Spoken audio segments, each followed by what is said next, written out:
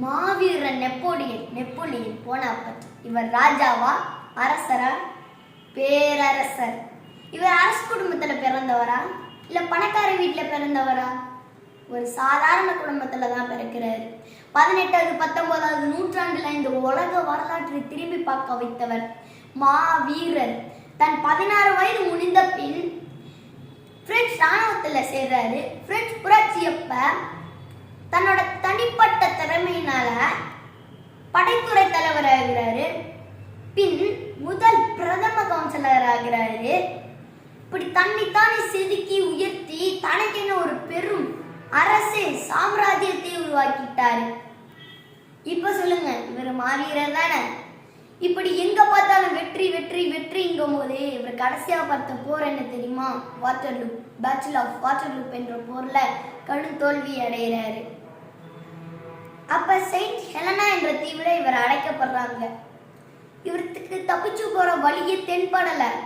நிதானத்தை இழக்க ஆரம்பிச்சிட்டாரு.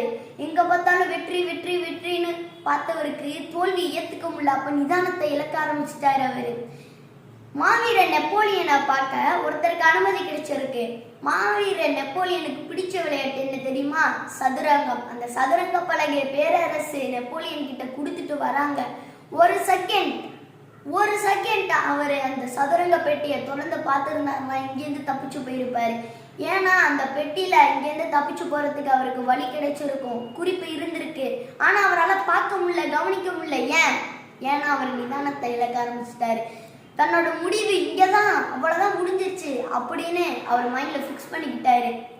ஒரு பேரரசு மாவீரன் நம்மளுக்காக விட்டு சென்ற பாடம் இது. இதுல இருந்து என்ன தெரியுது? எந்த சூழ்நிலை வந்தாலும், தோல்வியா இருந்தாலும் நம்ம நிதானத்தை மட்டும் இழக்க கூடாது. அப்படி தோல்வியை வந்தாலும் எதிர்காலத்தை பற்றி, இறந்த காலத்தை பற்றி யோசிக்காதீங்க, நிகழ்காலத்தை பற்றி யோசிங்க. அப்படி யோசிச்சா அந்த தோல்வி கூட வெற்றிக்கான படிகளாய் இருக்கும். இப்படிக்கு நான் சோழ தேசத்து சிறுவன் ராஜா சுதந்தன். நன்றி.